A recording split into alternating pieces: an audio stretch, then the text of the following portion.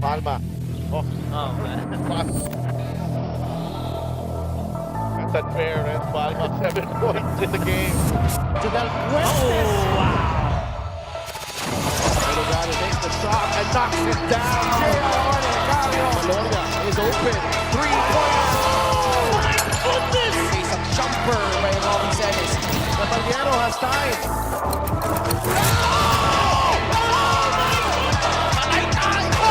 Just posterized by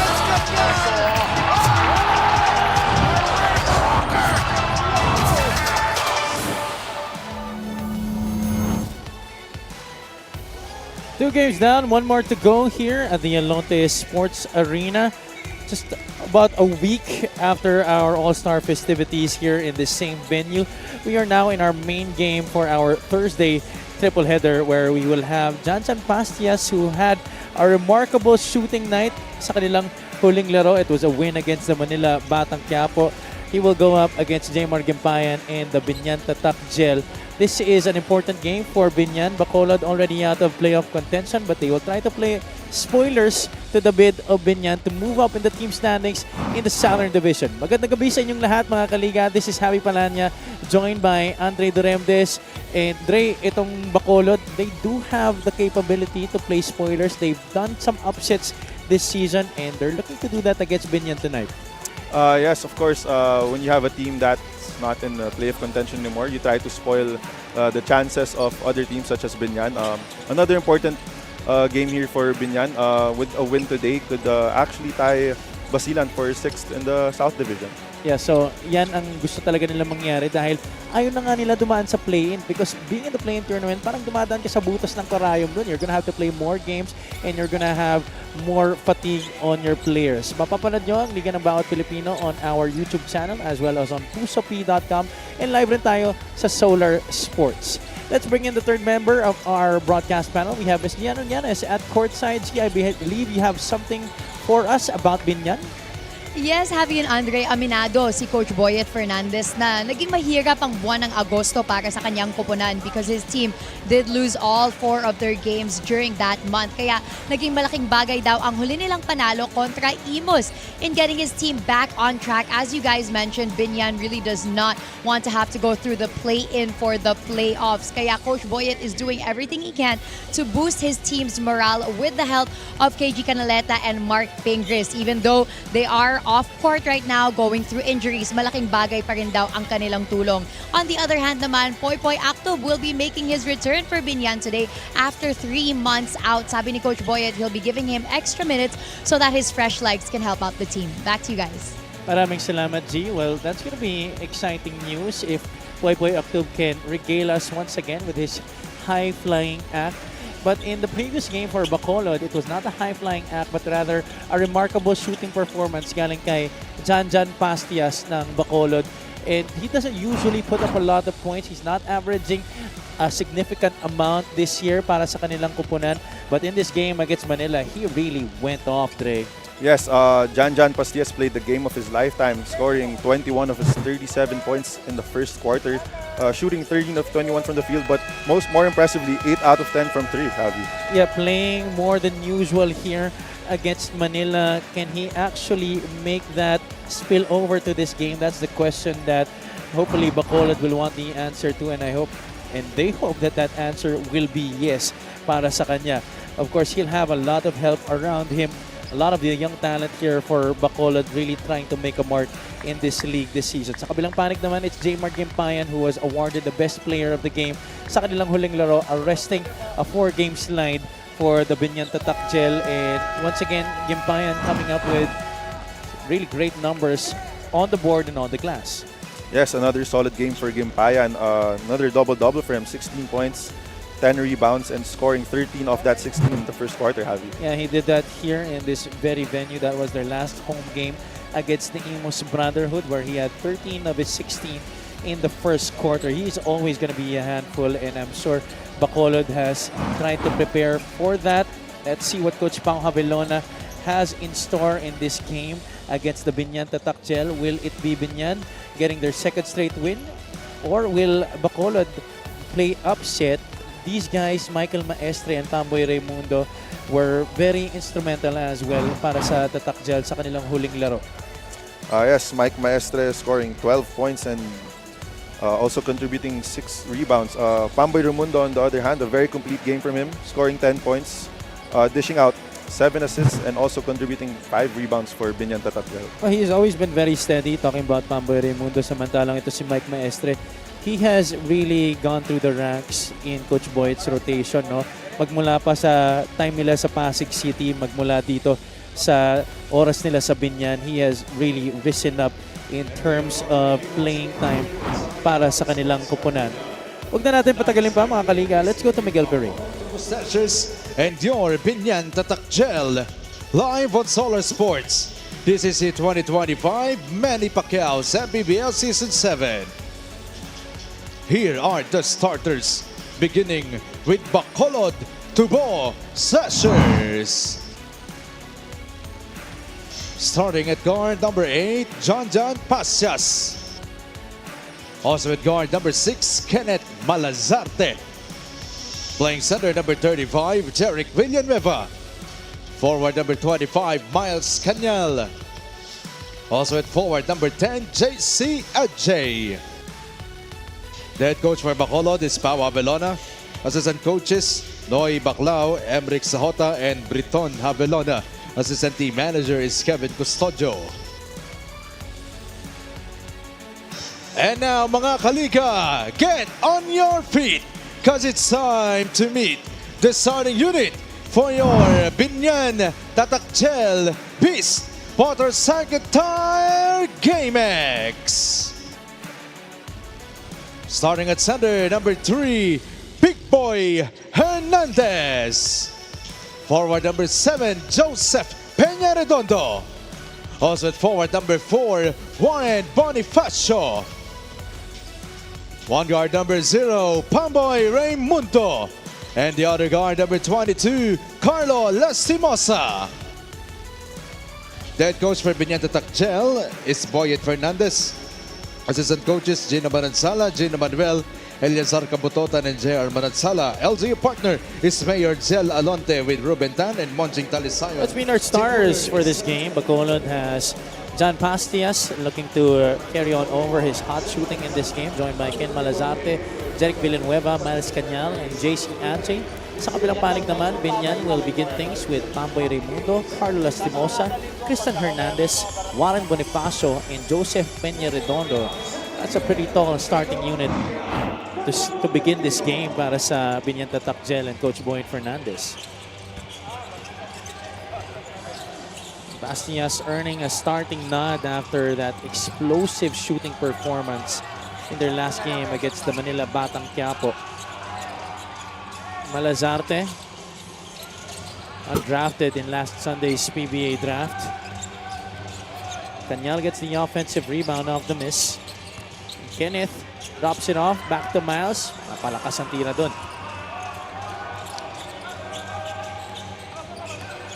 Raimundo, ever so steady for Biñan. He has won a lot of battles for Coach Boyd Fernandez, not just here in the MPBL, but also in the PBA D-League, where they won a number of championships for the NLEX Road Warriors. Pastias, this time he'll go inside, trying to take it to the defense of Carlo Lastimosa. Another offensive rebound here for Bacolod. Ajay could not get the bounce, but Canyal getting it back there for the Tubo Slashers. Pastias wants a screen, gets it from Canyal. Malazarte with it. He has to take it. That's a shot block violation. Steady defense there by Biñan Tatak Gel. Regardless of the offensive rebound, they were able to get a stop there and force a turnover. Both teams with trouble scoring here early on. Lampas isang minuto na tayo dito. Mayor Gel Alonte and Mark Pingris on the Biñan sideline. We'd like to thank Mayor Gel once again for hosting us last Saturday for our annual All-Star Day, which has been adjudged the best All-Star Day in MPBL history. Maraming salamat, Mayor Gel and the Biñan LGU for having us here at the Alonte Sports Arena. Big boy Hernandez gets the foul against Bacolod there. Big Boy Hernandez, another player that's lost a lot of weight. Oh, yeah. Used to be very big. That's hence the nickname. But yeah, he looks very conditioned and good shape also.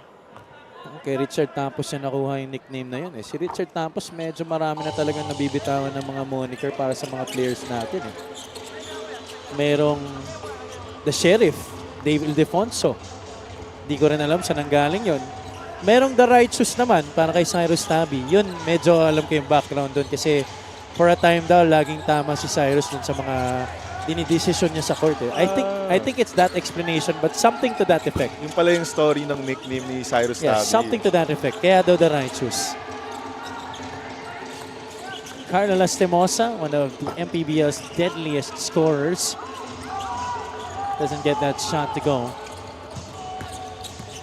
Pastias. Good pass. Kanyal met by two defenders. Malazarte, that's his spot. Still no goal for Bacolod. Bacolod is getting good quality shots. It's just not falling in right now, Javi. Yeah, you're right. They're now 0 out of 6 from the field. Bonifacio waits for the handoff to Tamboy Raimundo. Lastimosa lost it. Malazarte, can he get Bacolod on the board? Yes, sir. Ken Malazarte. Good effort there by Malazarte, getting that stop and running the floor for an easy fast break, 2 points. Shot won't drop for the Tatak Gel. Malazarte once again with the basketball. In and out. Door shut down there by Lastimosa. Pastias hooks a pass to Villanueva. Ajay was asking for it. Baseline drive. Foul given up there by Joseph Peña Redondo.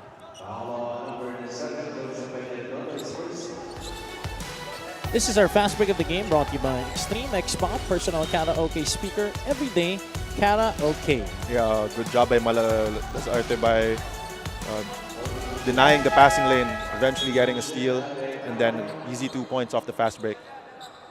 Starting once again for Coach Pao Javellona. He had 12 points sa kanilang huling laro against Manila. One of many players in double figures. Aiding Janjan Pastias. Aldave Canoy, who is actually trying out for a spot with Phoenix. He was in practice earlier, but he told me that he will still be playing tonight, and here he is. And trying to help Biñan, or Bacolod rather, play spoilers to the Tatak Gel. Yeah, Canoy played a very solid game last time around, scoring 12 points and only missing 1 shot, 5 of 6 from the field. Now, Bacolod has a slew of players who are bound to be the building blocks for the future. Really a lot of potential for these guys. They've had a lot of games this season kung saan dumidikit sila, but then just really losing steam, especially during the second half. Third quarter tends to be crucial para sa kanila. If not the third quarter, it's the fourth period. Their lack of experience being highlighted, the depth as well. But if it's about raw talent, I think they have that at their disposal. I hope management considers keeping a lot of their players for their core next season. Yeah, I agree, Javi. Their foundations are good. I'm for sure expecting them to play better next season. Dahil nga, mas marami na silang shared experiences, that's really gonna be good foundation for them to be able to play better sa susunod na taon dito sa MPBL. Now, our 7th season this year, the teams have really greatly invested in talent this season after Pampanga has won the last 2 championships, the only back-to-back champions in the league. We see Carlo Lastimosa hitting a 3 there for Biñan. I like how Bacolod is starting off this game on the defensive end. On the backcourt, they're trapping Biñan with a 2-2-1 press, and on the half court, they're switching it up to a man-to-man defense. Although Bacolod not really in the top 10 in terms of defense this season, they're really a team that has a lot of potential to play great defense. And that's only because they have very capable coaches at the helm. As we see Lastimosa hit the 3. You have Pao Javellona as your head coach. First assistant is Noy Baclao. 2 very splendid defensive players throughout their careers. Kung ako nga yung tatanungin, I'd love to see them in uniform para dito sa Bacolod. We'd like to thank LGR, the official outfitter of the MPBL. Feeling ko kaya pa nila maglaro eh. Yes, I agree. Both players, in my opinion, can still play. So we'll see from Bacolod Tuba Slashers. Who knows, next year they might put that into consideration. Baka playing coach na naman, no? Pwede. Baka. Well, last year they did have a playing head coach in Alex Cabagnot, although Alex he decided not to play anymore. He really stuck to being a coach, but this year got back to playing. He's now with Basilan. Still in great shape, Oh yeah, as always. for sure. Even in better shape than a lot of the younger guys here in the league. Yeah, I heard kasi sobrang may strict regimen din yan si Yes. Alex Cabagnot when it comes to his conditioning, when it comes to his diet. Very disciplined. That's why he's a legend in this game, Javi. For sure, no doubt about that. Aquino coming into this game and making an impact right away. By the way, talking about Basilan and Alex Cabagnot, yun yung team na tinatry habulin dito ng Biñan sa laro na to. Yes. With a win today, they tie the star horse. But Bacolod off to a good start dito. Lastimosa though trying to assert his will early. Couple of guys coming off the bench right now for Coach Pao Javelona. Chadi Rangel and ito si Mark Barrera coming in for the Bacolod Tubo Slashers. Big Boy Hernandez will also come out in favor of Kuya Bale, Jason Ballesteros. Lastimosa makes the first. This free throw brought to you by Extreme Appliances, ang subok at kumpletong appliance brand ng Pilipinas. A split for the former Benil Blazer. And referee Zen Manansala corrects her call. It will stay with Biñan. As the miss by Carlo. And then Bonifacio taps it. Obviously, Rangel had the last hand on it. Yes, definitely. Rangel had the last touch on that ball.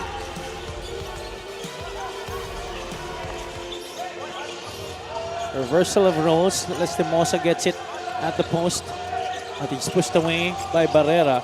But still, Carlo able to make something out of it. And I like that call from Coach Boyet, seeing that Lastimosa's defender is Barrera, which is much leaner than him. So he brought Lastimosa to the post to take advantage of his size.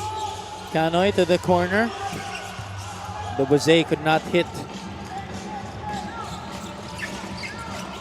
Carlo gives it up to Juanin. A little pressure release for Biñan. Under 4 minutes to play here in the first. Bonifacio, perimeter jumper, wala. Canoy able to tap it to Mark the Buzay. In and out. Leaner, no good. Rangel keeps it alive. Chadi left that one short. Now, Chadi asking for a foul there. Might have been bumped, but the referees allowing our players to play. We're tied at 8 apiece. Bonifacio backing down Rangel. Fall away is no good off 1 foot. Munti ka na magkandaletse-letse doon si Aquino at saka si Canoy, but Bacolod gets it across. Good defense there by Rangel, forcing the turnaround jumper by Bonifacio. Canoy gets the defense of Jason Ballesteros. Rangel going for the reverse. He was fouled and this time mapipituhan na. Ito si Warren Bonifacio. And I like players like that, Javi. When you don't get a call, he goes there, attacks more aggressively in order to get a call. You love players like that, Javi. Trying to prove a point was Chadi Rangel. And most of the time, our referees, they do oblige, no? Especially kung yung first na non-call, the first instance was a non-call and mayroon talaga nakitang physicality na nangyari. If you get the ball again, the next possession, most of the time they will call a foul. Yes, and Chadi knows that very well. That's why he decided to attack the basket more aggressively next time around. 1 out of 2 though at the free throw line. Bacolod with a lead by 1. Canoy, can he complete the steal? No. Sobido comes up with it. Lopez from downtown. Ballesteros snatches it away from Canoy. Jason Ballesteros for the deuce. Kondisyon na kondisyon pa rin si Kuya. Yeah, actually, there's a little more bounce to his step in this game. Yes, I agree. The way that he was able to climb the ladder for that rebound. Obviously, he has the height advantage over Kanoy, but he really had to make an effort there. Yeah, all throughout the years, he's been able to keep his conditioning very disciplined. I heard he's one of the hardest workers, always first in the gym, always last one out. So it shows, even at this age. Yeah, no secret that he's still playing at a high level until now. I mean, how many players could boast of winning an MVP award just by being a good rebounder and great defender, right? Yeah, I mean, these role players, they don't get awarded that much for their effort. Yung nakikita lagi is yung mga points eh. But yeah, these are the type of players that you want to have on your team if you want to contend for championships. Yeah, Ballesteros did it so well. He got an MVP award in the NCAA playing for San Sebastian College. Lopez picks up the loose change. Wala pa rin. Ballesteros in trouble inside. Muntikan na matawagan ng 3 seconds doon. Roca Curva will launch. Still no go for Biñan. That's 2 offensive rebounds by Ballesteros. Under 2 minutes to play here in quarter number 1. Bacolod still in the lead by a point. Aquino's been able to score here in the first quarter.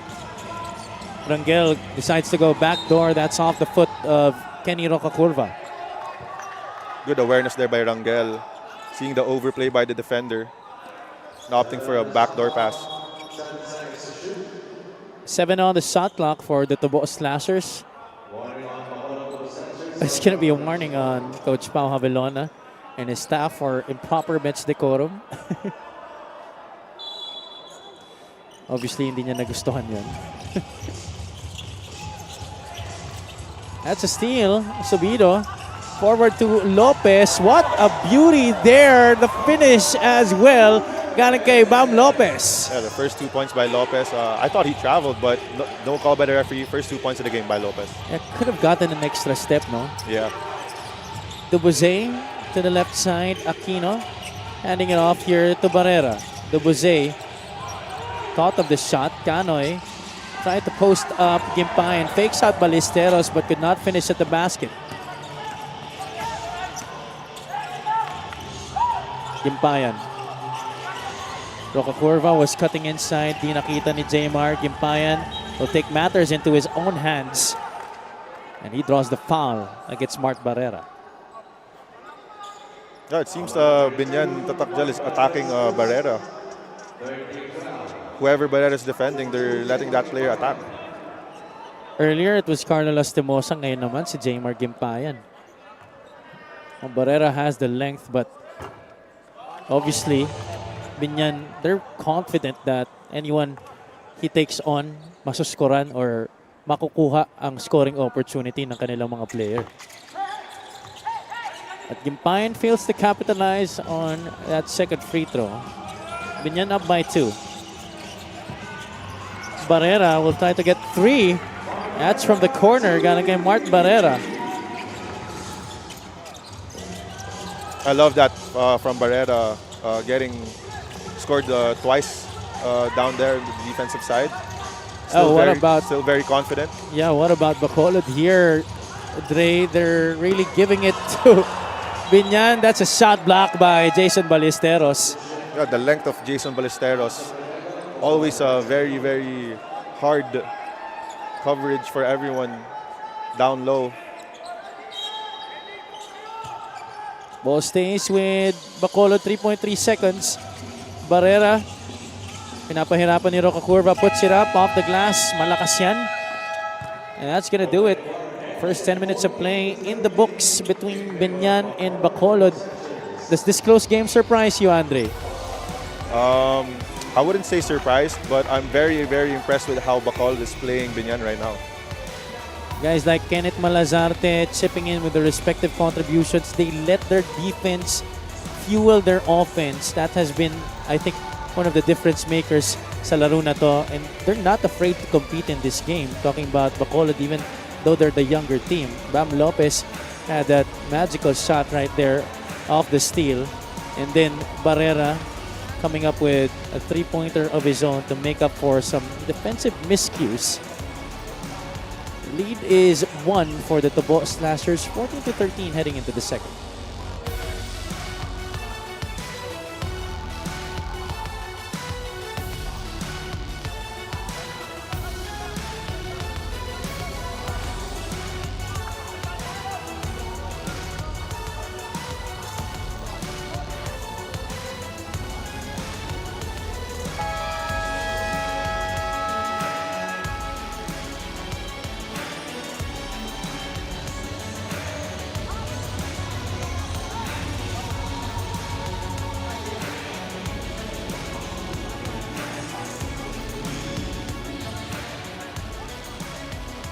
Welcome back to Maharlika Pilipinas Basketball League. It may have been a roller coaster journey for Bacolod this season, but ironically enough, sabi ni Coach Pau na masaya siya sa ipinakita ng kanyang koponan this season. Sabi niya kasi na this season his aim was really to show off local Bacolod talent. Kaya in-expect na niya that there would be jitters in the beginning of the season. He said that now he is so proud of how far the confidence of his players have come.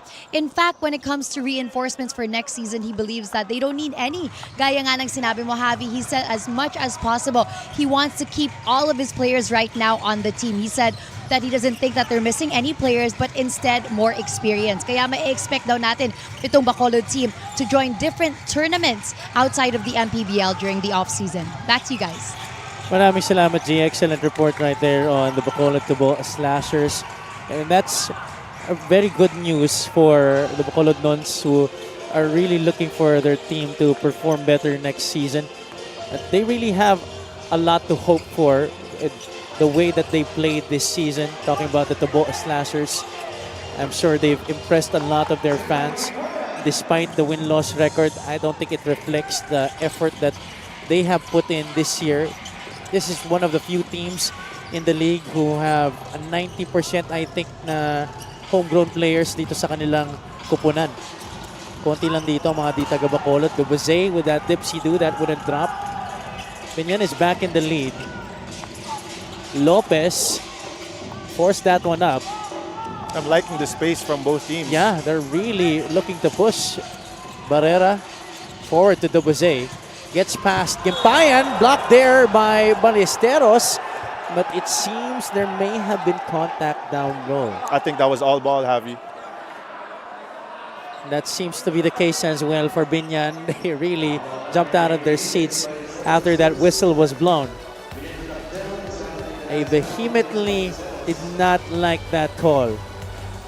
They vehemently objected that one. And Coach Boyd Fernandez, walang pag-aatubili. Challenge niya itong call na to.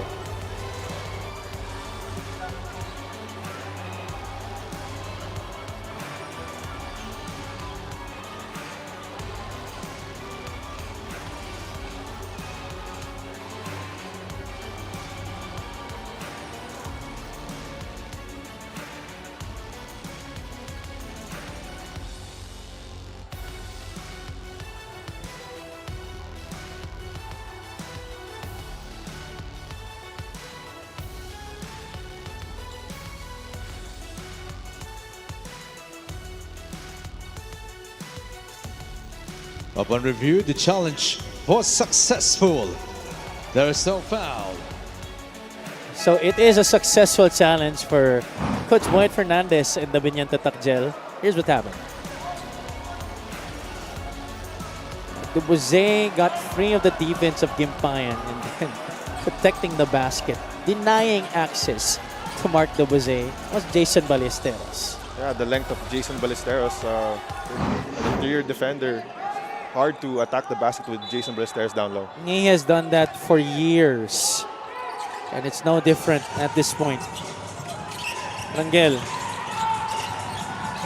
couldn't score there on Jason Ballesteros. That's a walk. Good defense again in the post by Ballesteros. Second time around, stopping Chadi Rangel from his post-up.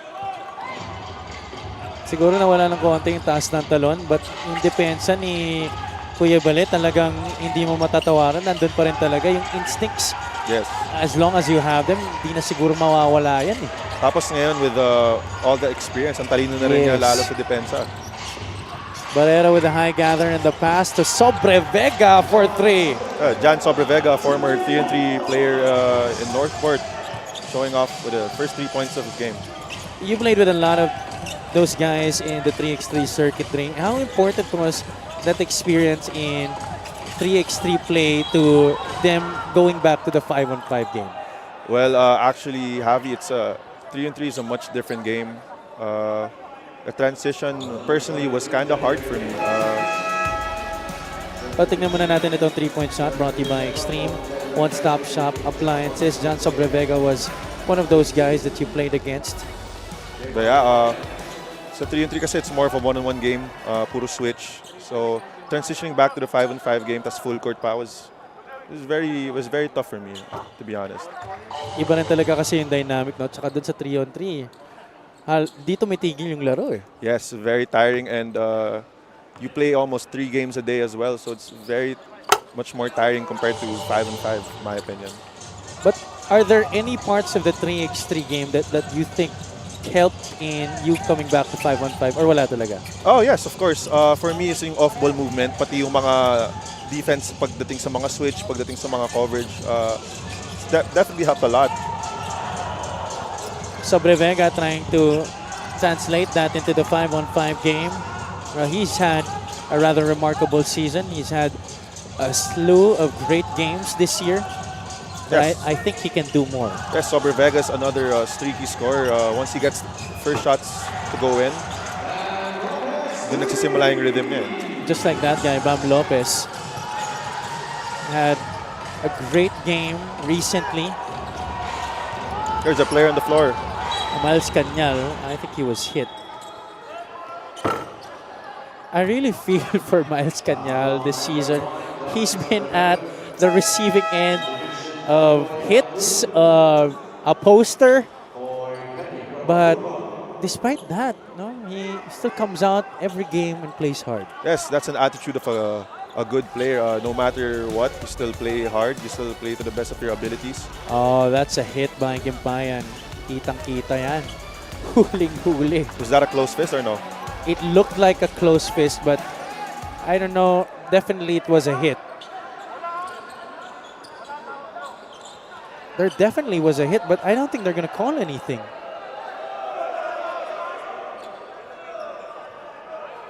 They did not even try to review it here, but I think Commissioner Kenneth Duremdes wants our referees to take a look at it.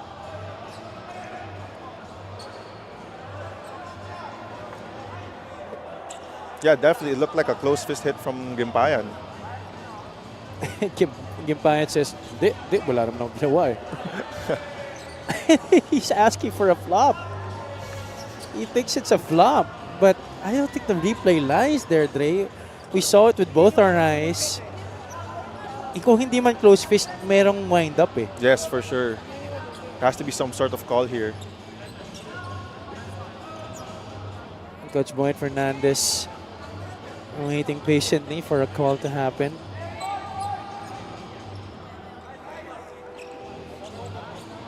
Our referees for this game, crew chief is Zen Manansala, umpire 1 is Hali Damikog, umpire 2 is Philbert Tugab, and the 4th man on the sideline is Michael Kinay. There was an act of violence. A sportsmanlike foul on So number it is 31, going to be Jaymar an Gimpayan. His unsportsmanlike foul laban kay Jaymar Gimpayan. That's the correct call there. Definitely a hit on Kanlay. They're showing it right now on our big screen here. Ito, tingnan natin dito. Take a look at the middle of your screens. Ayun, oh. Kitang-kita. Ay, buwelo eh.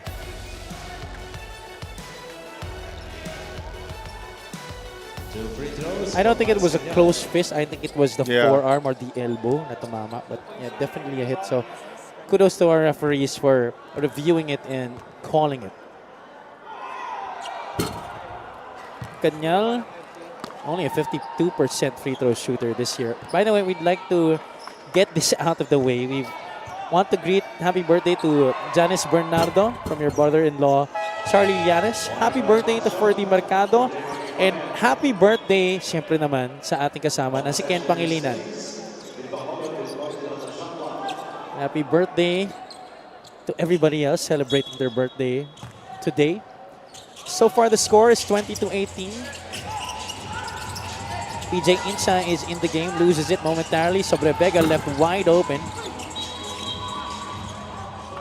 Ball was in the air before the whistle was called. I think that's going to go against Biñan. Warren Bonifacio will pick up his second personal foul. I think this is the pace that Bacolod wants to play. Slow scoring. If they want to steal a game from Biñan, I think this is the pace that they have to continue for the whole game.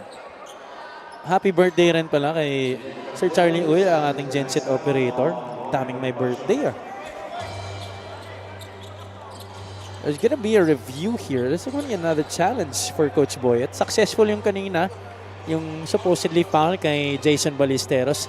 Ngayon ito naman ang chine-challenge ng Biñan Tatak Gel. They're in the lead by 2 points here. Magbabalik po kami. We'll take a short break.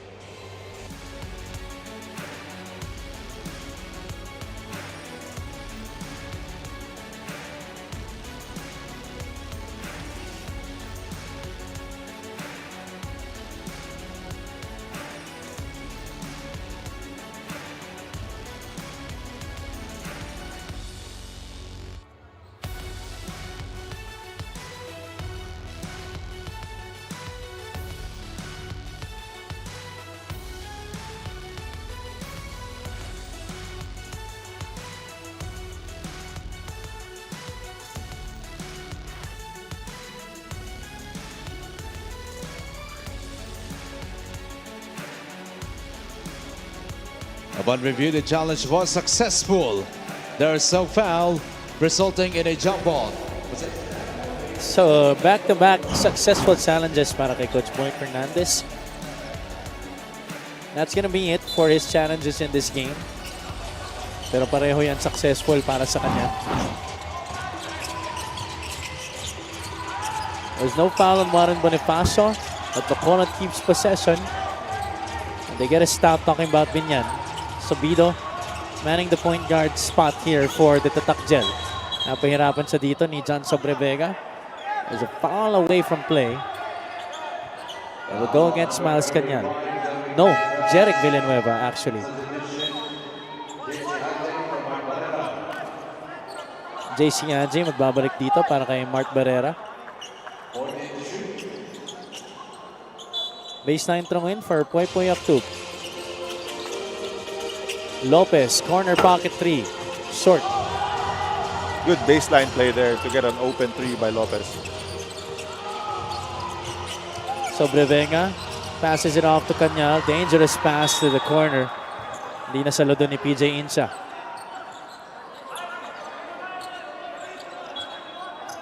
Cañal had the opportunity to go one-on-one, but I guess he decided that it was not a good matchup para sa kanya. There's a foul quickly called here against Bacolod. PJ Insa will pick up his first. That's number 3 on the Tubos Lashers here in the second quarter. Almost 4 minutes gone by here in quarter number 2. Sobido calls for side. Lopez back to Renzo. Bam gets it back. Ballesteros sets the screen. Silang dalawa lang ni Lopez dito nakakahawak ng bola. That's a turnover for the Tatak Gel. Good ball screen defense by Bacolod. Ajay, could not finish there, but he gets the foul. Could have been a good shot there by JC Ajay. Baliktad lang yung pectus. Oo nga. He will go to the free throw line where he too has greatly struggled this season, but he has gone to the line a lot this year. Especially this year dahil mas marami siyang responsibilidad ngayon para dito sa Bacolod compared to previous seasons. Played on that Bacoor City Slashers strikers team rather that made the finals against Pampanga 2 seasons ago. He ties the game at 20. He was mainly on the reserve list for that team. A much more bigger role here for Bacolod, more shots. Bonifacio beyond the line. That's Warren Bonifacio for 3. That's a steady shooter. His first 3 points of the game. You can't leave him wide open, Avi. He can knock those down. He breaks the tie. Sobrevega, the no look to Insa.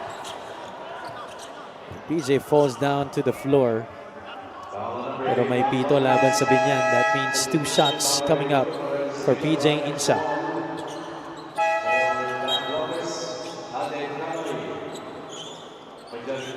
Sobrevega has been masterfully orchestrating here in the second quarter, don't you think, Andre? Yes, he's been a great facilitator, attacking off of that pick and roll situations, finding the corners. So it's been a good game so far for Jan Sobrevega. Insa makes good on the first free throw. Bacolod is already out of contention for the play-in tournament while Biñan is trying to tie Basilan with a win today. 2-1 press for Bacolod. Bonifacio, the pressure release in the middle. They leave Poy Yaktub open. Not really his cup of tea. Ajay pushing the rock out to Sobrevega. Jan from the outside. That is all nylon for Jan Sobrevega. That's 6 points for Jan Sobrevega.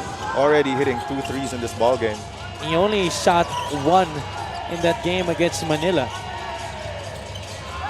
3 out of 8 na galing sa labas ang Bacolod sa laro na to. Biñan misses another one from downtown.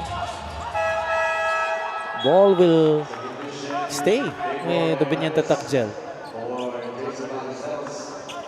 Jason Ballesteros, papalitan muna dito ni Christian Hernandez. There you see Jan Sobrevega already with 6 points. Bacolod in the lead by 2.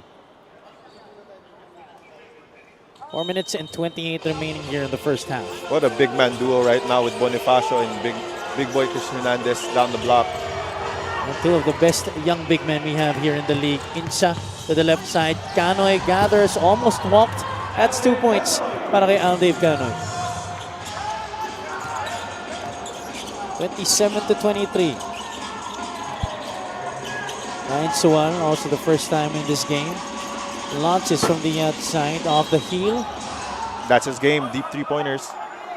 He can get hot in a hurry and he can score in a bunch. Yeah, if he makes his first one, definitely it's easy for him to catch fire.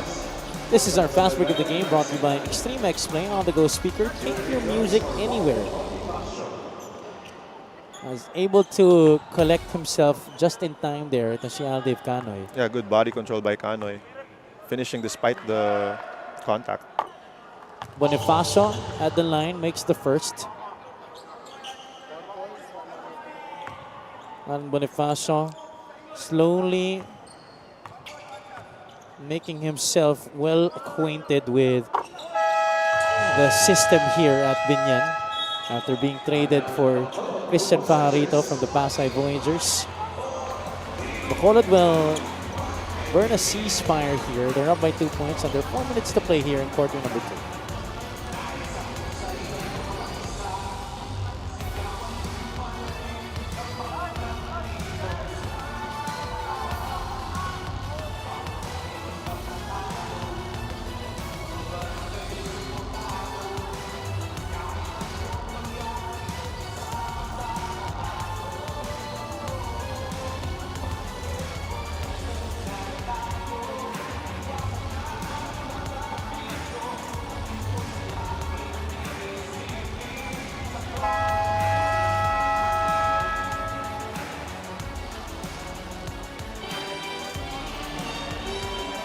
Nagbabalik ang inyong Maharlika Pilipinas Basketball League, ang liga ng bawat Pilipino. That's our Gixxer fan of the game, born for greatness. We're live from the Yolonte Sports Arena in Biñan, Laguna. Less than a week after our All-Star festivities here last Saturday. Maraming salamat muli kay Mayor Jel Alonte and the Biñan LGU for having us for our annual All-Star Day. We see Miss Leia Lastimosa also in the venue in support of her husband Carlo. Playing for the Biñan Tatak Gel. Pamboy Raimundo gets the steal, could not finish, pero mukhang may goaltending laban sa Bacolod. Yes, definitely. I think that's an offensive interference there by Chadi Rangel. Tapping the board while it's... Basket will count para kay Pamboy Raimundo. definitely offensive interference there. Si Pastias pala ang naka-top ng board, Pass, hindi yes, si yes. Rangel. Di pala si Rangel. So we're now tied again, this time at 27. Biñan with 3 team fouls. Pastias is the player of the game in that win against Manila. Scored 37 big points, but has yet to make an impact tonight. Poy Akub to the rack. Good transition offense there by Biñan to Takjel. Having a 3-on-1 break there. Biñan back in the driver's seat.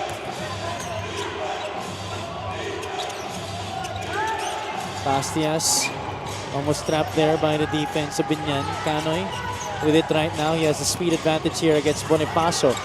Loses it for a bit. Could not get a shot to go. Insa will take it. That's a bad miss coming from PJ Insa.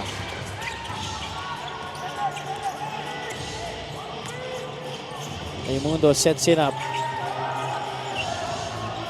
Sual looking inside to Hernandez. Rangel is in front of him. The double comes from Insa. Tatamaan pa siya dun. I think Coach Vilona will be challenging this. They really did not agree with the call as soon as it was made. Yes, Chadi had his hands up. I believe he was playing good defense on Hernandez that time around. But I think the hit came from behind galing kay PJ Insa. Although later on after this break, magbabalik ang MPBL.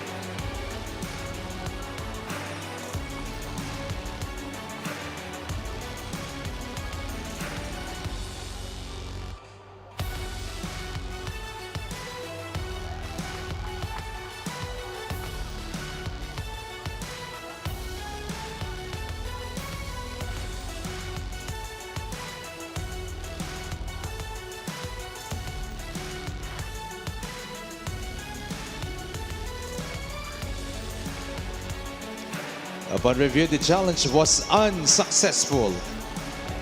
Unsuccessful challenge for Coach Vilona. The Bacolod football slashers. Ayun o, galing sa likod eh. Yes, yes. That's just a pity because you have a guy in front of him playing good defense and then behind may natamaan. Yeah, I believe that help was unnecessary na kasi Chadi was playing him very well one-on-one coverage there. Tristan Hernandez had a splendid season last year playing under Coach Mike Sagigit with the Parañaque Patriots. And this year, numbers not really the same, but obviously still a very important piece of the rotation para kay Coach Boyd Fernandez, especially as they try to make a better playoff push this time around. Yes, well, it's also expected naman for your numbers to go down when you go to a team that has a lot of talent and power in their lineup. But nonetheless, Hernandez still plays solid minutes every time that he's needed. And he's a huge impact player.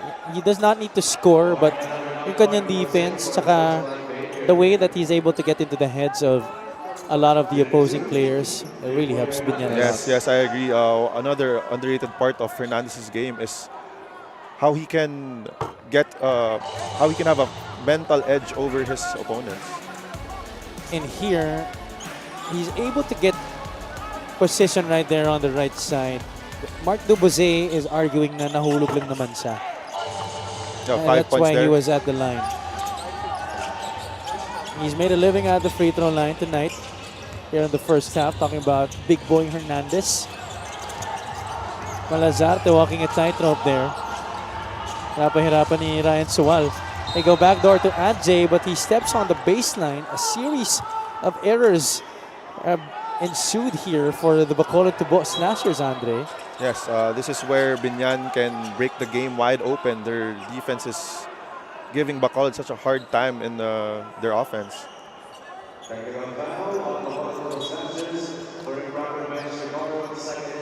And ayun na nga, mabibigyan ng technical foul ang Bacolod for second infraction of improper bench decorum. Kanina nanawagan na sila ng warning when Coach Pao was apparently past the part where coaches are supposed to just stay within the sidelines. And this time, di na sila pinatawad ng ating mga officials. Raimundo takes care of business on the technical. Jeric Villanueva babalik dito para kay Chadi Rangel. See, that's a solid center rotation. You have two very tall guys in both Villanueva and Rangel. They're probably both 6'7", 6'8". Yeah, I think we have yet to see them both on the floor at the same time. in this game, yeah. In this game, yes. There's another foul against Bacolod here. To the dismay of Coach Noy Baclao and the rest of the coaching staff, that's gonna send Poy Poy Actub to the line. Wala nang challenge dito ang Bacolod. Ooh, there may have been a slight nudge, but I think that's marginal contact. Yeah. I don't think there was a foul there, Javi. Nonetheless, 2 free throws for Poy Poy Actub.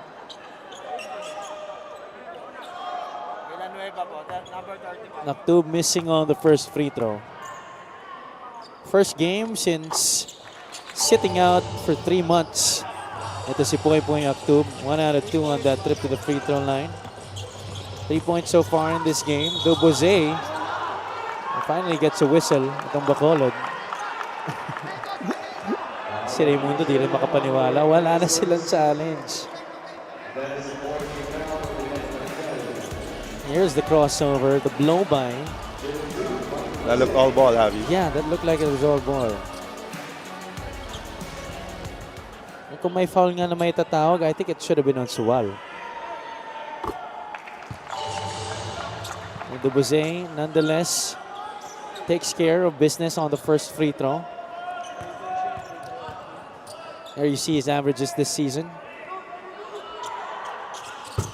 Duboze goes 2 for 2. I think yan talagang isa sa mga kailangan ayusin ng Bacolod as a team heading into the next season. It's really their free throw shooting collectively kasi kahit yung mga guardia nila below 70% yung free throw percentage. Biñan is up by 5. Timeout here para sa kanila. Minute and 46 to go in the first half.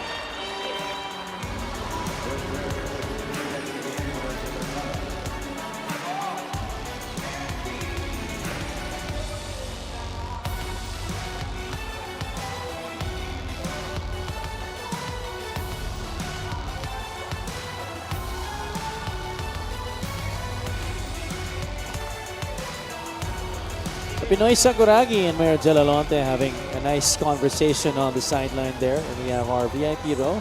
Commissioner Kenneth Donemdes, Security Chief Rudy Distrito, and Head of Operations Emer Oreta. All present here at the Alonte Sports Arena for this game between Bacolod and Biñan. At the Boss Slashers trying to play spoilers to Biñan's bid to tie things up with the Basilan Star Horse in the Southern Division. Biñan currently at 14 and 11. Bacolod is 4 of 21 this season. Bacolod won that game against Manila convincingly with John Pastias leading the way.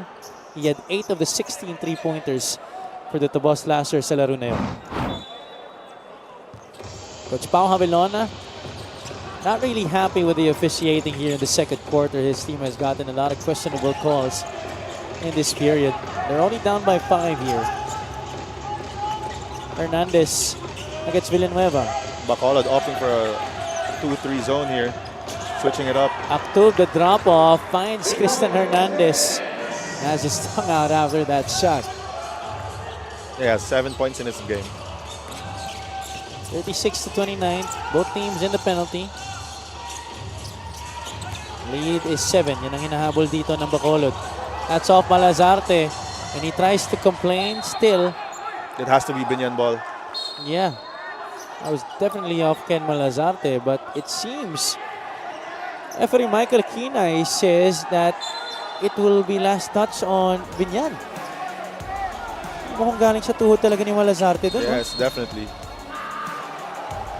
And they correct the call. So Biñan will be awarded possession here. Referee Michael Kinay was corrected. Sowal Passes it off to Bonifacio. Raimundo taking his time. Nobody on him there. Launches for the 3, but that's no good. A good decision there by Pamboy Raimundo. Canoy to the corner. Dobose. Asarduhan ng pinto. Canoy gets past Raimundo. Bonifacio is there to defend. Villanueva could not hang on to the basketball. Oh, offensive foul. Illegal screen. Laban kay Juan Bonifacio.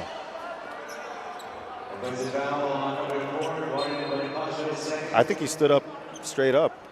I don't think he moved. I think it's a wrong call by the referee there. There have been a lot of questionable calls on both sides. Tingnan ulit natin. There's a little... Maybe a little movement of the backside. Yeah, little movement. Nilabas onti yung puwet. Dobose with 6 seconds to work with. Dobose nakawala. Sidestep. Yeah, Getting him a foul. good move there by Dubuze, using that side step to split the defenders, eventually getting a foul from Hernandez.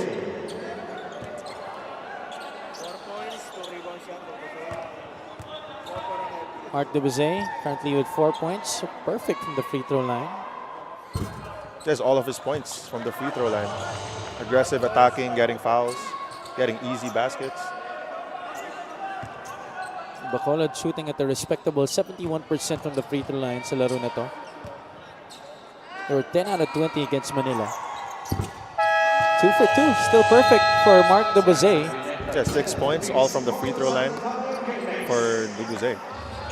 Biñan will burn a timeout here. They're in the lead by 5. 24.3 seconds remaining in this game.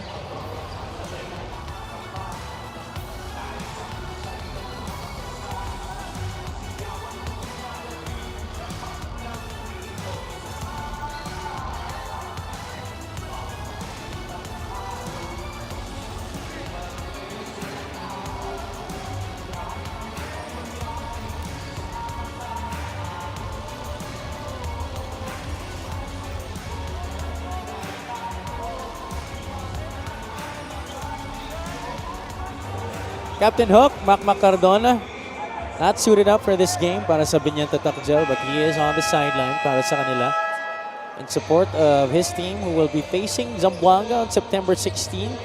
Quezon City Galleries Taipan 6 days after that. And then the Pasay Voyagers on September 24. So medyo mabigat pa rin ang schedule dito ng Biñan. Yes, definitely. So must-win game here for Biñan. Coach Boyd Fernandez hopes to have a better postseason showing this year. Peña Redondo having trouble with the basketball. That's a travel laban sa kanya. Yes, I agree. I think he definitely traveled over there. Another good defensive stance for Bacolod. Chance to get to within 3 points, maybe even 2 with a 3-point shot. 12.9 seconds to work with. Yeah, Bacolod's been playing steady defense all game around. It's just that their shots haven't been falling. They're also getting quality shots here. 4 seconds left. Dobose from downtown, way short. Villanueva, wala. Ajay finding himself wide open, picking up loose change. That's fool's gold para kay JC Ajay. Yeah, that should count, Javi. That should count. Only the second bucket of the game para kay JC Ajay. Very clear. I think that he got it off in. Oh, that's close. That's very close. Indeed. That will count. Yep, our referees after the review, they have counted that basket, which effectively brings Bacolod to within 3 points at the end of the first half. The score is 36 to 33. Biñan up by 3 points.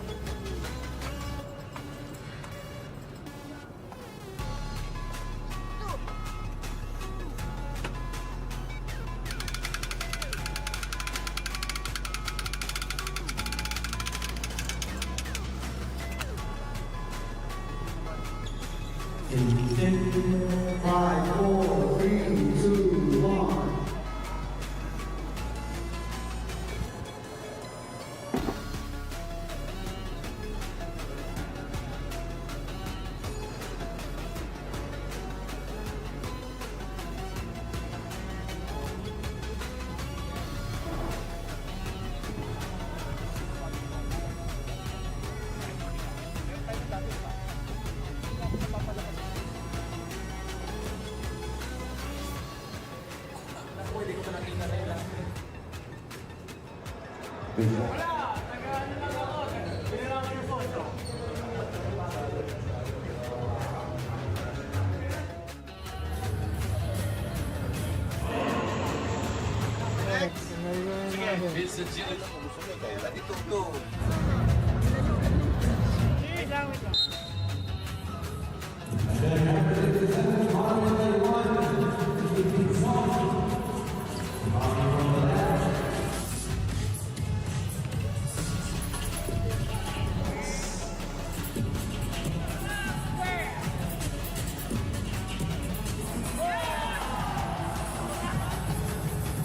go, Mike!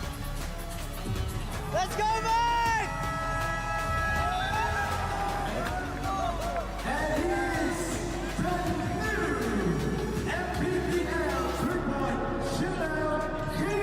So, feeling ko maganda gising ko. And tingin ko yung pinaka-importante is nag-enjoy lang ako sa triple shootout. So, masarap kasama yung mga candidates eh. So, nag-enjoy lang talaga ako. Mike, kamusta? Kamusta?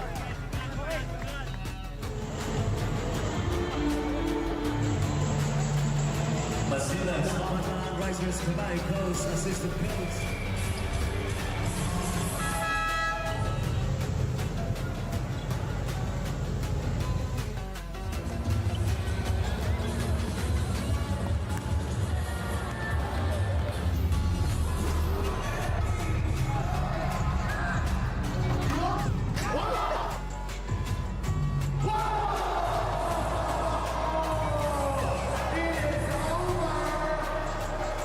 This means a lot. You know, I've been practicing and competing in dunk contests back in the States, so this one means a lot to me. Well, all glory to God. Without him, it's, you know, none of this is possible. I want to thank my mom and my family back home. I want to thank everybody that came out tonight to support. All the San Juan supporters, thank you as well. Thank you guys.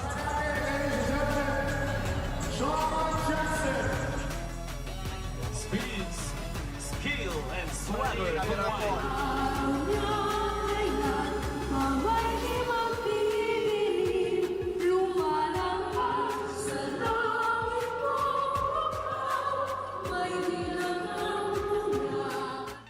Respected benches. Together the Delphis rise to the ring. Yes.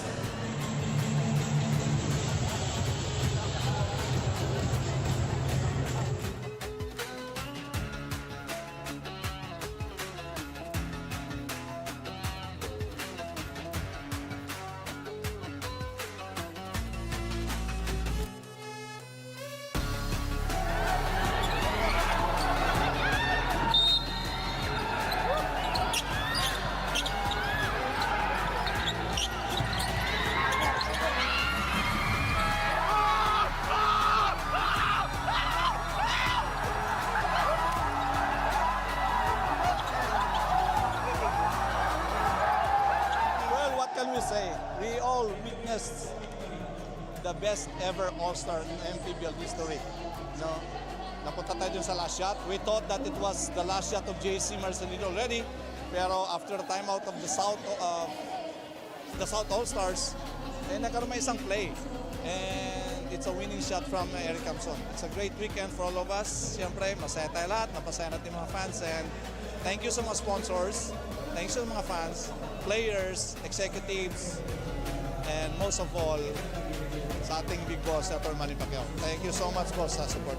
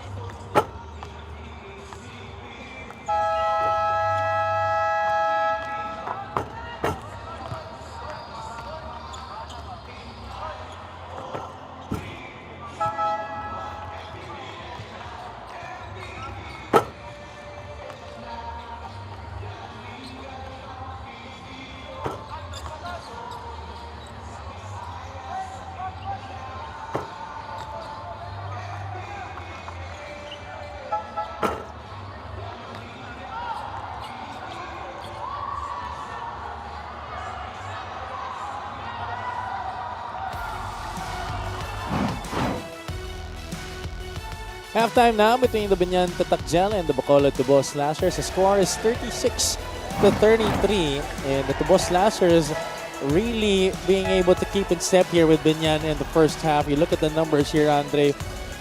Halos magkapareho lang talaga. Yes, very identical stats for the first half for both teams. Biñan only shooting 35% to Bacolod's 31. The rebounds quite the same, also 22-20, and the assists also was 7-8. So it's a very, very close game here. Let's see what happens in the second half. Siyempre, you would think that Biñan being the deeper squad and the more veteran-laden team, they would try to really blow this game wide open. That hasn't been the case in the first half. Bacolod has been able to keep in step with this Biñan Tatakjel squad. A lot of the other guys that you don't expect are the ones leading the way here for Bacolod. So Brevega has 2 threes, has 6 points. Dubuze practically living on the free throw line para sa Tubo Slashers.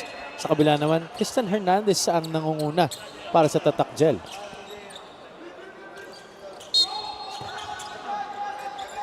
Quarter number 3 now underway. Magandang gabi sa inyong lahat na nanonood on Solar Sports, on YouTube, as well as on Puso P. This is Javi Palanya, joined by Andre Duremdes and Miss Gianna Lianes. Yes, I think a major part of the reason why Bacolod's in this game is their defense. Although you can't let Biñan have second chance opportunities like that kundi ganyan yung mangyayari. Kenny Rocacurva with his first basket tonight. Yes, he hasn't been getting that much looks. His first 2 points of the game coming in the third quarter. And only his third attempt of the game. Pastias Pastias has struggled this game. After 37 points against the Manila Batang Quiapo, Pastias is still scoreless sa laro na to. Oh, sorry, no. He already has 2 points in this game. But still a far cry from the 21 he had in the first half against Manila. Rocacurva now trying to assert himself more. Lastimosa, baseline floater, no bounce. Cañal able to win that rebounding battle. Lastimosa has also been missing a lot of free shots. Now he does have 6 points in this game, but the percentage not so good para kay Carlo. Ajay walks it up here for Bacolod. JC one-on-one against Kenny Rocacurva. Ajay, the spin, gets the foul. He won that matchup there against Rocacurva. Oh, good move there. Attacking middle, spinning to the right, getting a foul from Rocacurva. Only the first personal against Kenny Rocacurva. Let's go to Gianna with an update about Bacolod. Javi and Andre, I actually got a glimpse of what this MPBL experience is like for the Bacolod players. At the half, before going into their dugout, I spotted Mark Dubuze asking Coach Noy Baclao to take a photo of him with his idols, Mac Cardona and Mark Pingris. Playing with a veteran team like Biñan and keeping the game this close daw kasi is something the Tubo Slashers are proud of. Masaya sila sa energy na ipinapakita ng kanilang koponan. Jeric Villanueva encouraging his teammates to keep the intensity at wag agad patayin ang bola. Sa depensa naman, Coach Pau is asking his bigs and weak side wing to move a little quicker. Napansin niya na kung masyadong maaga sila tumalon, Biñan takes advantage with a drop pass. Once they make these adjustments and stay focused by not getting affected daw by the referee's calls, this will be a memorable win for their team. Back to you guys. Maraming salamat, Gianna. And yeah, they're playing with really a lot of spunk in this game. At makikita mo sa mga mata nila, wala silang takot, Dre. Yes, especially si Mike Cañal, who is playing good on both sides of the floor, having a stop on Warren Bonifacio down on the post and making an easy mid-range jumper. And they force a turnover here against Biñan. Lastimosa, medyo nadula sa kanya yung bola dun. Guys, it's that Bacolod defense that's keeping them in the game right now. Pastias, this time he will not settle for an outside shot. He decides to go inside and draws the foul laban kay Joseph Peña Redondo. And that's what you like to see, Javi. If your three-point shot is not falling, if they're not giving you that shot, you have to find other ways to score. So Pastias there opting to attack hard and getting a foul.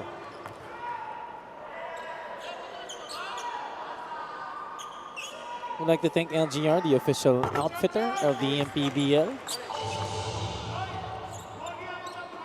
The biggest lead in this game for Biñan was 7.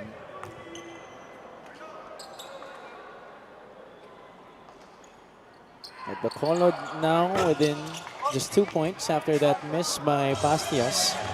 Again, this is the pace that Bacolod wants to play if they hope to steal a game from Biñan here today. Slow pace, no? Slow pace, yes. Pero pag may opportunity to run, tumatakbo rin sila. They're playing good defense, especially on the post. Single coverage. I think they're transitioning to 2-3 zone whenever the ball gets into the post. Javi.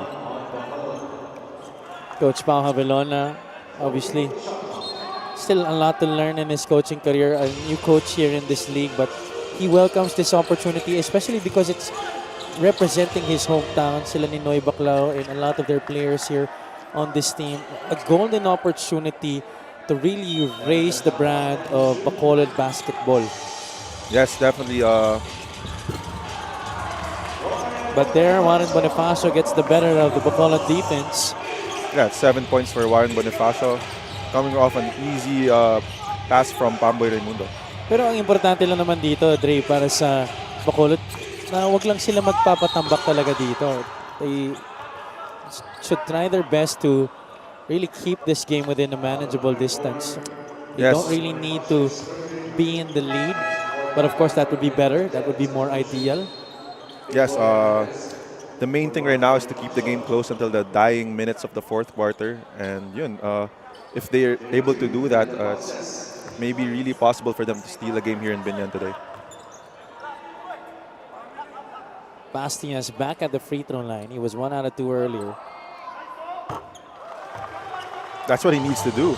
Yeah. Stay aggressive, attack the basket, get fouls, get to the line, shoot that three if he's wide open. He hasn't made a 3-point shot in this game. And he hasn't. 8 out of 10 against Manila. Imagine that. He played the game of his lifetime against Manila. Sure. Easily an MPBL career high. Perhaps an entire basketball career high in that game. 2-1 press there, transitioning to man-to-man defense by Bacolod. That's different, no? Usually, when a zone press, you go down to a 2-3 zone also. Yes.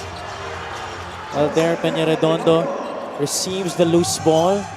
It was right in his waiting hands, and he converts underneath. Ajay turns the corner, puts it up. No good. Rebound to Tristan Hernandez. 42-38. Papalapit na dito sa kalahati ng ating third quarter. Raimundo. There you go. Down low to Lastimosa. The cut by Hernandez. Biñan is now playing much more efficient in the half court, Dre. There's 9 points there by Hernandez. You see the 2-3 zone whenever the ball gets in the post. A good cut there by Hernandez.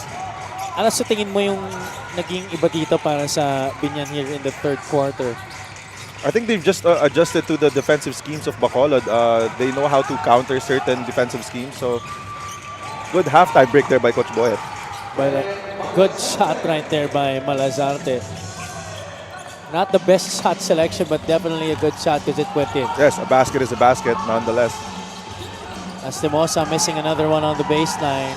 3-on-2. Ajay Good drops pass. it up. Pastias will score. 44-42. Bacolod on a mini run to get back. Raimundo gets it across to Lastimosa. Carlo nakawala sa depensa. Finally, he gets one to drop. A good screen there by Hernandez to get open, to get Carlo Lastimosa open in the middle of the lane there. Opening up the third quarter with a bunch of misses. He finally gets back on the board. 8 points in the game for Carlo Lastimosa. Cañal able to draw the foul there against Big Boy. At maagang nasa penalty dito ang Biñan Tatak Gel. This is our fast break of the game brought to you by Extreme Cool Air Conditioners. Ang Extreme Magpalamig, free installation for split type air conditioners. Yes, Hernandez there doing what you call a Gortat screen for Lastimosa, getting an easy basket there. Biñan getting in the penalty at the 4-minute and 21 mark here of the third quarter. Can Bacolod capitalize by making their free throws, or can they actually throw more fouls from here on out against Biñan?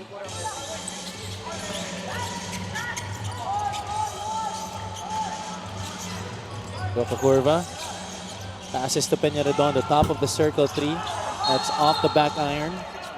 May foul na may tatawag laban kay Miles Cañal.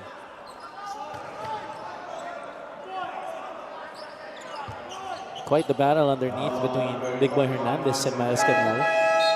Yeah, even if it's undersized compared to Hernandez, Cañal out there fighting. Only his first personal, but Coach Pao Javelona opts to bring in Chadi Rangel off the bench. He will be teaming up with Jeric Villanueva in the front court. Hernandez gets the basket plus the foul. There's that mean mug by Hernandez.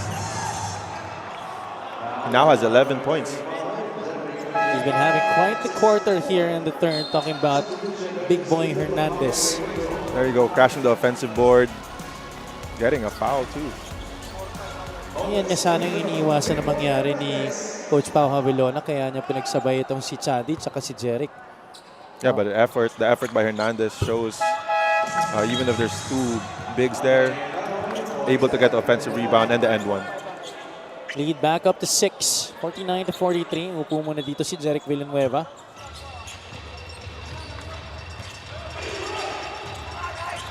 Under 4 minutes to play in quarter number 3. Sobrevega had 2 3-point shots in the first half. Barrera to Rangel, hand off to Jan. Sobrevega out to Doboze for 3. That's bottom para kay Mark Doboze. That's a good execution of their motion play right there. Duboze with a lift and Sobrevega for finding him. This is our 3-point shot of the game brought to you by Extreme One-Stop Shop Appliances. It seems when Jan Sobrevega is on the floor, yung execution ng Bacolod talagang nagiging mas okay, no? Yes, I agree. Sobrang ganda ng decision-making neto ni Jan Sobrevega, especially when they're running that motion play. Always looking both sides of the court, trying to find any teammate that's wide open. Roca Curva, nakabuelo doon, and you don't let Kenny Roca Curva get that step on you. Yes, especially on the right side. Once he gets that step on you and he's able to jump, it's either you just foul him or pray that he misses. The thing is, even if he's a lefty, he likes going on that right side dahil nagagamit niya yung buwelo niya with that right leg eh. Yes, I agree. He's one of those players that are left-handed but likes to attack the right side of the court. 11 points per game this season for Kenny Rocacurva. This free throw brought to you by Extreme Appliances, ang subok at kompletong appliance brand ng Pilipinas. 51-46, 2 for 2 for Kenny Roger Rocacurva. Dobose, the drop-off. That was almost stolen. Canoy denied access by Ballesteros. Another block there by Ballesteros, who just got into the game. Instant impact on defense. Gimpayan flashing middle and getting the bucket. 7 points for Jmar, 7 points ang abante dito ng Biñan. Bacolod a little bit of in a rush the past few possessions. That has enabled Biñan to run themselves. Gimpayan gets back his own miss. They kick it out to Sobido. The roll by Jmar. Waray will score. And the Biñan Tatak Gel with their biggest lead of the game, 55-46. Renzo Sobido connecting with Jmar Gimpayan on that last play. Good decision there by Sobido to reset and get a pick from Gimpayan, who rolls easy to the basket for 2 points. 9 points ang abante dito ng Biñan. 2 minutes and 20 remaining in quarter number 3.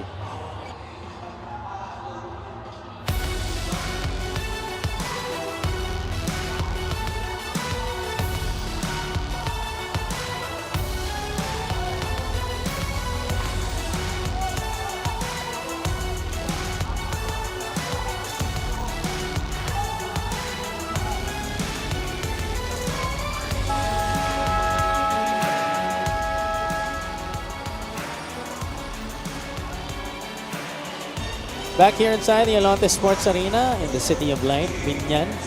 Check out our LGR fan of the game brought by LGR, the official outfitter of the MPBL. On the right side is Miss Lea Lastimosa, the wife of Carlo Lastimosa. Sa kaliwa, I think ito yung girlfriend ni Renzo Sobido. Hindi ako sure Pero sure ako one of the girlfriends of the Biñan players.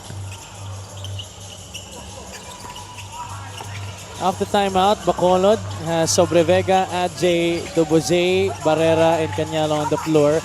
Dobose gets a pass to Cañal, stolen by Rocacurva. Lastimosa will slow things down here for Biñan. Carlo, pass to Gimpayan. Quickly back out to Rocacurva. Way short on that one, didn't hit anything. JC Adjay gathers, got the bump and scores. No whistle though. That's still 2 points para kay JC Adjay. Good move there by Adjay, realizing that Ballesteros was trailing on that play, opting to go for a floater. Great anticipation by Adjay. Gimpayan, meanwhile, able to get the foul on Cañal. Way to be aggressive here, si Gimpayan, realizing that he has a lane to attack hard. Opts to attack hard, get the foul. Now he's been making the right decisions here ever since he came back to the game in the third quarter. Yes, I agree. He's been solid on the pick and roll situation, rolling hard. If he's open on that roll, he's going to take that shot. If not, he looks at that other corner. So upon the review, only a regular foul against Miles Cañal.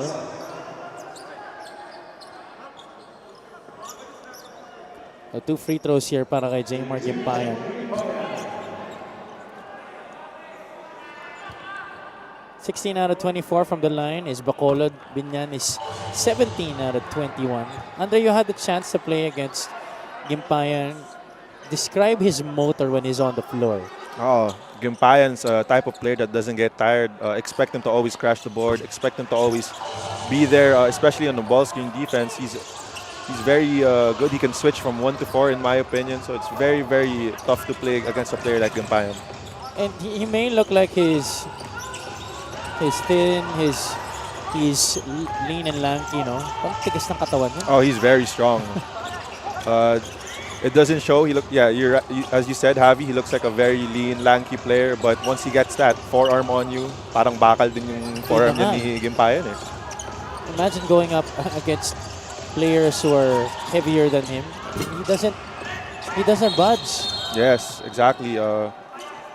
Sometimes we get switched on big men that are maybe even 50 to 60 pounds heavier than him. He can hold his ground. Wild. Penalty na rin dito ang Biñan. Actually, they've been in the penalty since the 4-minute and 21 mark of the third quarter. Bacolod ang bagong punta sa penalty just a few moments ago. This time it's Miles Canyel taking the free throws. And there you see Dave Canoy. Not much of an impact yet in this game. Canyel knocks down the first free throw. It's been a tough quarter for Bacolod after they started this one strong, but then Biñan forced them into a lot of rush situations, which led to the Tatak Gel running on their side of the floor and getting some easy baskets from their big men. Under 50 seconds to play in the third quarter. Corva gives it up to Sabido. Renzo assessing the situation. Sabido sets himself up for a three. That's off to the left. Canoy tries to tap it to Ajay, but he gets the ball himself. Sobre Vega, a little bit of a late pass there to JC Ajay, picked off by Roca Curva. Forward to Sabido. Renzo, no shot available. Good decision there by Sabido. Another great roll by Gimpayan there. Oh, that just rims out. 11 seconds left. More than enough time for Dobose. Dobose challenging the defense of Ballesteros. Ajay, basket and one. Boy, what a sequence there for Bacolod. What a sequence. Ajay realizing that Ballesteros helped there on the layup, getting the offensive rebound and the end one. Really tough shot still, despite not having Jason Ballesteros in front of him. He had to get that ball away from Jmar Gimpayan. And then there was another black shirt in the vicinity. I think it was Bam Lopez. He could not complete the three-point play, but Mark Dobose is there to pick up the loose ball. A 4-point turnaround in that last possession for Bacolod. Yes, that's the effort that Bacolod needs from every player in order to steal a game here. Wow, Biñan really caught off guard there. Let's take a look at our highlights of the game, brought to you by Sip Plus, the official hydration partner of the MPBL. Elevate your hydration. These Tubos Lashers have been elevating their game dito sa laro na to, Andre. Yeah, they've kept a good distance from Biñan with their defense primarily, and also with their transition offense. As you saw a while ago, a good 3-on-2 transition offense by Bacolod. Biñan opened up a 9-point lead a few minutes ago, but Bacolod closing out with a 4-point possession, and they're now down by just 3 points heading into the final frame.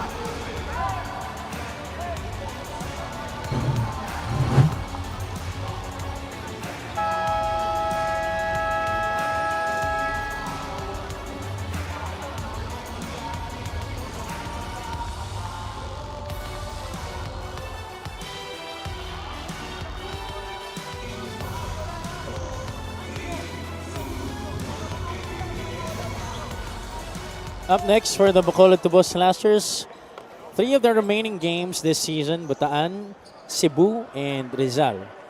Pero medyo matitinding mga games pa rin to para kay Coach Pao Javilona and the rest of his wards. Again, this season has been a welcome opportunity para sa kanila, just like Gianna mentioned in one of her early reports.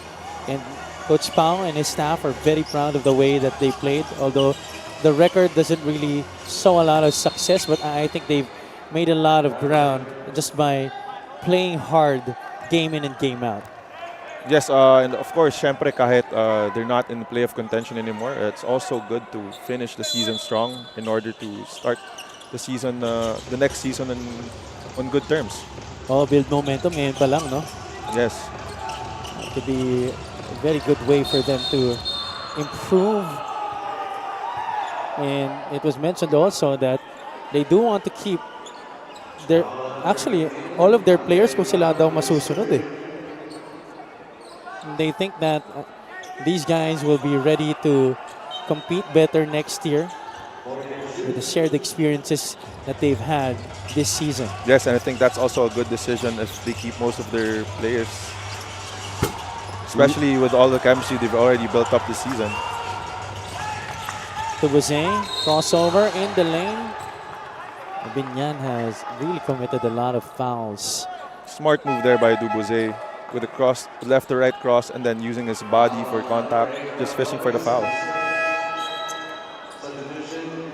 Coach Boyd Fernandez brings in Warren Bonifacio para kay Jason Ballesteros. A well-deserved rest here for Jason Ballesteros. Has been a menace on the defensive end. Oh yeah. No easy baskets here kay Kuya Jason. It's free throw of the game brought to you by Extreme Appliances, ang subok at kompletong appliance brand ng Pilipinas. But despite having Jason Ballesteros inside, a lot of the other veterans on this Biñan team, a lot more experienced players. Bacolod just down by 2 points here, Dre. Yes, very, very impressive outing here by Bacolod. And I think the credit has to be from their defensive efforts. First miss at the line for Mark Dubuzay. Team down by 2 points, but he gets the steal here. Dubuzay for 2. This Bacolod defense is really testing Biñan Tatakdel right now. We're tied at 57 apiece. Mahigit isang minuto pa lang nakakalipas dito sa ating huling yugto. Bonifacio against the smaller Adjay, taking him to school there on the block. Oh, good footwork there. Barrera back out to their point guard. Canoy against Warren. Canoy gets a couple of bounces in. He's asking for a foul as well. He has 4 points in this game. Sobre Vega. Pinapahirapan dito si Renzo Sabido. Good That's seal. a mismatch. Adjay recovers to the front. Bonifacio kicks it out. Di niya na pinilit. Gimpayan, siya naman ang pepwersa dito. That's 13 points for Gimpayan early in the fourth quarter. Biñan back in the lead. Palakas doon ang tira ni Al Dave Canoy. Dubuzay will give up the foul in order for these three guys to step back into the game.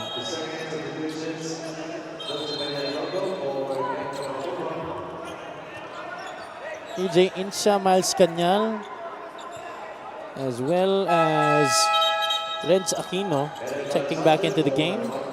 Ken Malazarte rin para kay Coach Pao Javelona. Only down by 2 points here, talking about Bacolod. Remember, this is an important game for Biñan to win. They want to tie Basilan in the South Division, helping them secure a spot in the playoffs in the top 6. Ayaw na nila mapunta dun sa play-in tournament. A good box out there by Bacolod, refraining Gimpayan from getting another offensive rebound.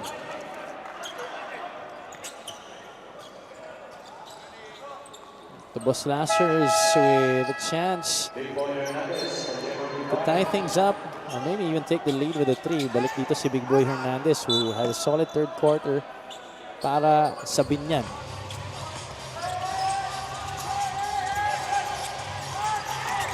Cañal, one-on-one against Tristan Hernandez. There's a foul against Big Boy. Yung matchup na to talagang kanina pa nasusubukan itong parehong player, si Cañal at si Tristan Hernandez. I like how aggressive he is whenever he sees Hernandez on the block. He's really trying to attack Hernandez. Malazarte floats one up. Doesn't get that one inside. Bonifacio secures it for Biñan.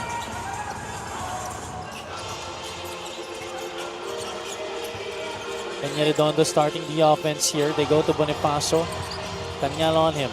Peña-Redondo steps beyond the line. Nope. Aquino snatches the rebound. Ken Malazarte only with 4 points in this game. Adjay against Bonifacio. They want to clear out. JC. It's the step. Wow. And oh, he could not get the score that was halfway in. That's a good decision too, though, bringing Warren Bonifacio outside, using his speed to attack the rim. Everything but the shot, Javi. It's Biñan's turn right now. The lob inside. Hernandez capitalizes. I think that's what they need to do, make use of their bigs. Well, they have two of the best young big men here in the league. Christian Hernandez and Warren Bonifacio. Adjei settles for the outside shot. He sends that one home. JC Adjei with a gutsy shot right there over the outstretched arms of Warren Bonifacio. This Bacolod team, they will not go down without a fight. This was Peñaredondo feeding Hernandez. Obviously, the tongue out there. But then JC Adjei, that's not really his strength, but the confidence coming from one of Bacolod's top players this season, knocking down the three-point shot. Jeric Villanueva is back in the game. Pamboy Raimundo gets a screen from Warren. They go to Lastimosa behind the line. That's a big shot there by Lastimosa, who now has 11 points in this game. Called off the bench. He says, nope, I'm ready whenever. Villanueva will try to answer. No good. Both these teams not really shooting well from the outside sa laro na to.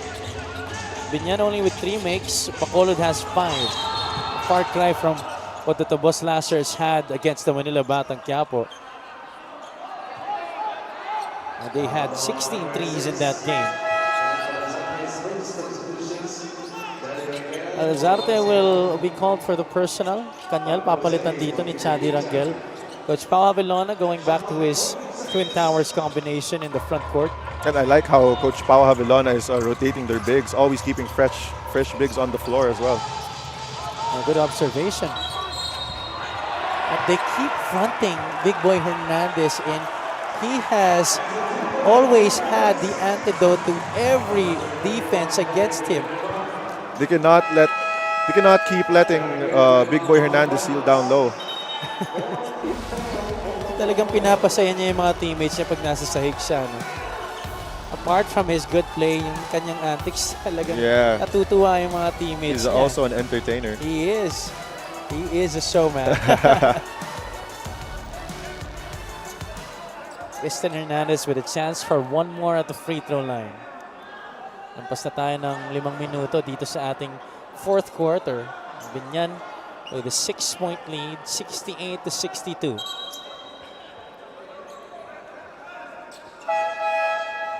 Coach Noy Baclao trying to argue something with one of our referees. That helps them bring in Aldave Canoy. Hernandez has 16-5 on 6 out of 7 free throws in this game. Like that's 17 points right now para sa kanya. A very solid game for someone who's averaging only 4 points a game. Yes, sir. Good game here by Hernandez. He did that on the regular last year for Parañaque. And Pamboy Raimundo could not believe it. That's number 4 on Biñan. Bacolod already in the penalty. And Coach Boy telling Pamboy, wala tayong magagawa. Wala na tayong challenge eh.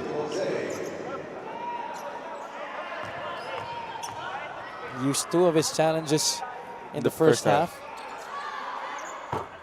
On the Buzay.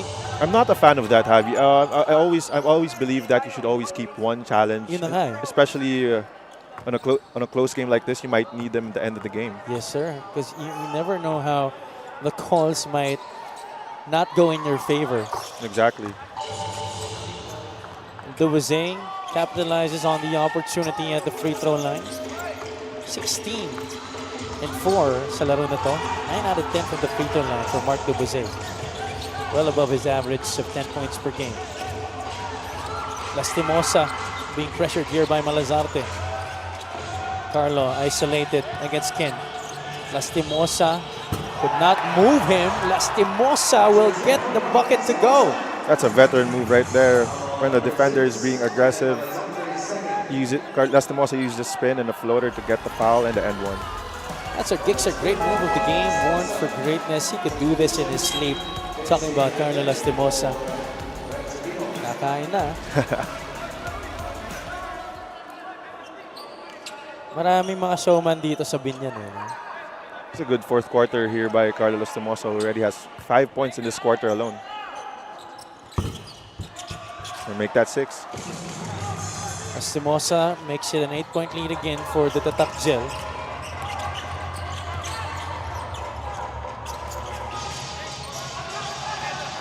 Can Bacolod execute on this possession? They're down by 8. Dubuze couldn't get past Raimundo. He forces it up. That's off the glass and in for Mark Dubuze. That's an example of good defense, but better offense there by Dubuze. 72-66. Paano babawi dito ang Biñan? I thought they were going to call an offensive foul on Raimundo. Instead, there's a foul away from the basketball. Take a look at this, Dre. That's good defense by Raimundo. He kept in step all the way there against Dubuze. This is better offense. What a finish by Dubuze. Lastimosa back at the free throw line. He really has given a lot of his defenders problems in this game. Whether it be Mark Barrera or Ken Malazarte, or maybe even Jan Bastias. Well, he's a matchup problem. He's a guard that's very physical. He can shoot the ball. So, very tough coverage for any guard in the MPBL. 66-74. JC Anjing. Ngayon, si Lastimosa naman yung nakabantay. He's very confident in that outside shot right now. That will not fall para sa kanya. I believe that's a good shot. He just made his last one. So a feel-good shot is not bad. Biñan wisely slowing things down. Lastimosa has it, splits the defense, puts it up, no whistle blown. Kanyal collects it for Bacolod. Dubuze scoops up, nope. Rangel, tip is short. Hernandez gets it away from Bacolod. Lastimosa, no numbers for Biñan. He'll take it anyway, and Lastimosa gets away with a runner. Well, Carlo Lastimosa has 9 points in this quarter alone. 18 points in the game total for Carlo Lastimosa. This is now a 10-point lead for Biñan. Look at how Lastimosa was just so confident that he would be able to make that shot. Good use of an in and out, tricking defenders into thinking that he's attacking the baseline, but he opts to attack middle for the easy floater. Double-digit lead once again for Biñan.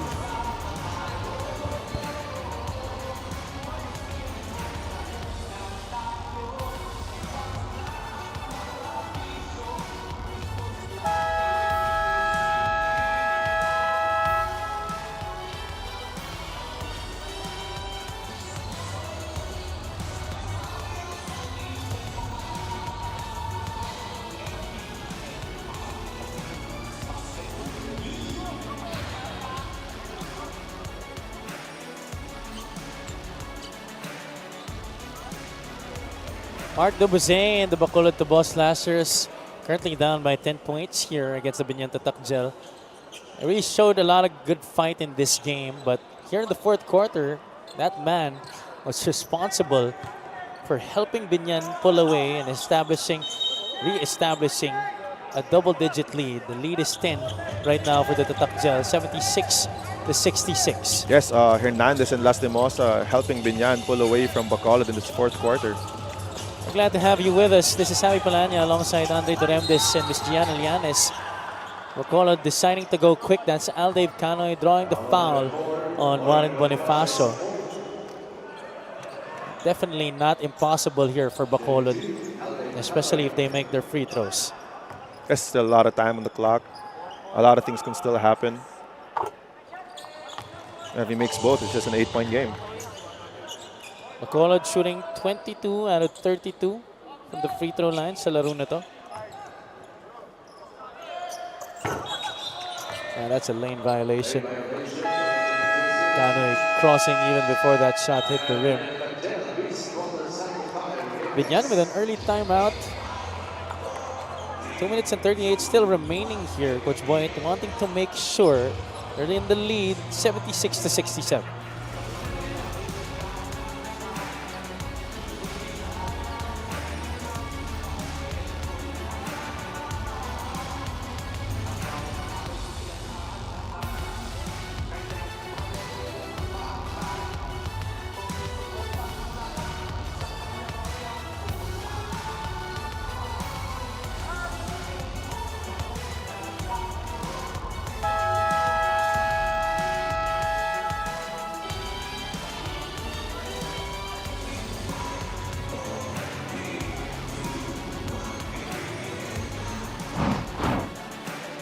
Big Boy Hernandez, aka Christian Hernandez, 17 points tonight, Ray, on 22 minutes in the floor.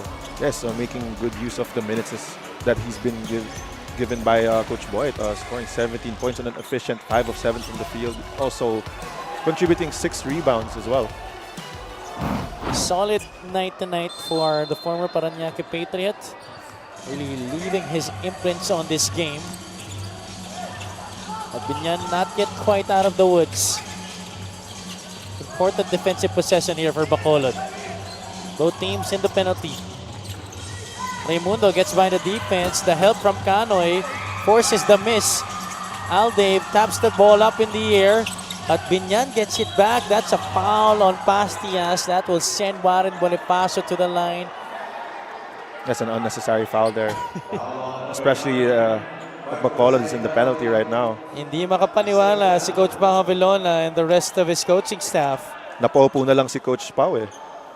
They were up in arms and then sent back to their seats dahil natawagan na sila ng technical earlier for improper bench decorum. Bonifacio, usually a reliable free throw shooter. I was not even done with my sentence. Welcome to the world of sports broadcasting, Andre, where stuff like that indeed happens. 10 points, 9 rebounds, couple of assists for the former franchise player of the Pasay Voyagers. Now finding a new home here with the Biñan Takjel. He makes it a 10-point lead again. Cañal draws the foul against Christian Hernandez. Both sides have experienced lots of whistles, but I think itong Biñan silang mas marami talagang foul sa laro na to. Yeah, I think Hernandez played good defense there, having his hands up the whole time. That's his 5th foul. That's gonna be it para sa kanya. A big loss for Biñan, Christian Hernandez, who's played a solid game with 17 points and 6 rebounds. Cap and toga moment right there for Christian Hernandez. Tinatakpan na sa ni Pat Nuevo doon, baka ko na pumasabi. Pinapahiran din siya ng towel ngayon, pampalamig lang. Kakaiba rin talaga ang samahan itong Biñan Takjel. Nakakatuwa nga naman.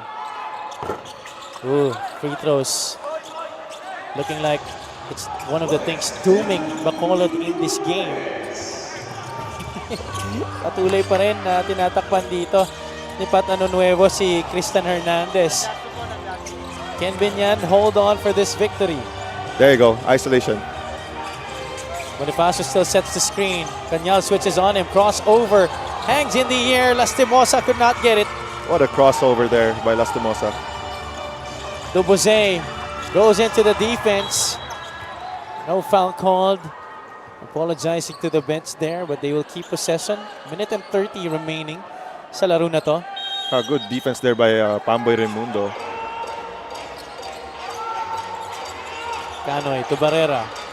This is crucial. That was strong off the back iron para kay Mart Barrera. I think this is where they try to slow the game down a bit, try to run the clock. Yeah, obviously, no need to rush here for the guys in black. Bonifacio, one-on-one against Cañal. Oh, just like a surgeon going through a very tough surgery there. That was really filled with precision and finesse. Oh, It's like Hakeem Olajuwon there with the fake. Feet work. Another foul.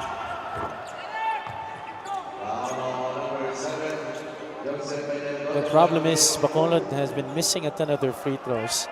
13 misses. Imagine that, and they're down by 12 points here. It may have been a different story if they made their free throws. That's been a problem all season long para sa kanila. And I'm sure next season pipilitan talaga nilang itaas ang kanilang free throw percentage, but I think it has to really start now. Yes, that's something that the Bacolod needs to address in the offseason. Obviously, they lost a lot of games due to missed free throws. Because a lot of their players, they can get fouls. They can get to the free throw line a lot. Sayang lang yung mga oportunidad kung hindi rin papasok yung mga free throws. 10-point lead for Biñan. Lastimosa looking to give them the insurance basket. However, he gives it up to Pamboy. Raimundo, siya ang pupukol. Siya ang makakashoot. That's it. Alazarte answers quickly. Good answer by Bacolod. And even if it's a 10-point lead, Coach Boyd Fernandez was not happy about that. Yeah, you can't give up easy transition baskets like that, especially in the playoffs. Basketball, all about habit forming. Kaya gusto ng mga coaches, kahit anong mangyari, kahit anong score sa game, kahit anong oras, during a match, you play to the best of your ability and you're aware of the situation. Yes, I agree. Until the buzzer sounds, you can't relax. You can't let your opponent score, even if you're up with a lot of points. So Coach Boyd there, visibly mad. Dubazay, he wants it back. Kanyar gives it back to him. Alazarte step back. Jumper no good. And Bonifacio will give it up to Peña-Redondo. They will dribble this one out. Gallant stand for Bacolod, but Biñan holding tough in the end game. Coach Pao Vilona, despite the loss, all smiles because of the great effort shown by his boys tonight. Against the loaded squad, this was definitely a good fight shown by the Tubos Slashers. And this will bring Biñan to a tie with Basinan at 15 and 11. They're just now a game and a half behind the Jensen Warriors at 16 and 10. They're now 15-11. Talking about the Tatak Gel, Christian Hernandez had a splendid game. He did foul out though, but it was this guy who closed it out for Biñan, leading them to this 82-71 victory. Carlo Lastimosa earning Player of the Game honors. What a performance galing sa kanya. 19 points in the game. He's at courtside with Miss Gianna Llanes. Yes, congratulations to our best player of the game, Carlo Lastimosa of the Biñan Tatak Gel. Carlo, medyo close fight actually the entire game. Ano ang masasabi mo sa challenge na ibinigay sa inyo ng Bacolod? Yeah, in-expect naman namin yun kasi they're a young team. So, prepare kami ni Coach na you're just gonna go hard every time. So, ayun, ready naman kami sa ginawa nila. Sabi nga ni Coach Boyet, napakahalaga para sa inyo to win these next few games because you don't want to go into the play-in as much as possible. Sa susunod yung laro, medyo mas mabigat ang koponan na makakalaban nyo in Zamboanga. Paano nyo sila paghahandaan? We're just gonna be ready. We're gonna watch film. Tapos, yung mga coaching staff naman namin, they're pretty good sa job nila. So, we just trust the system. So, we're gonna be ready for the Zamboanga game. I'm sure everybody that is supporting your team is happy that you guys are continuing a win streak right now. Sino ang gusto mong pasalamatan? First of all, I want to greet my wife who's watching, Leia, and my daughter, Winter, Shai, mga yaya sa bahay, kuya, and my family. And also, Boss Rubentan ng Beast, Game Sports, Victoria Sports, Boss Sahid Anuevo, Mayor Jel Alonte, big shout out. And Boss Monching Dalisayon, love you bro. Yun, okay na. Okay, thank you very much and congratulations to our best player of the game, Carlo Lastimosa. Back to you, Javi and Andre. Philippines.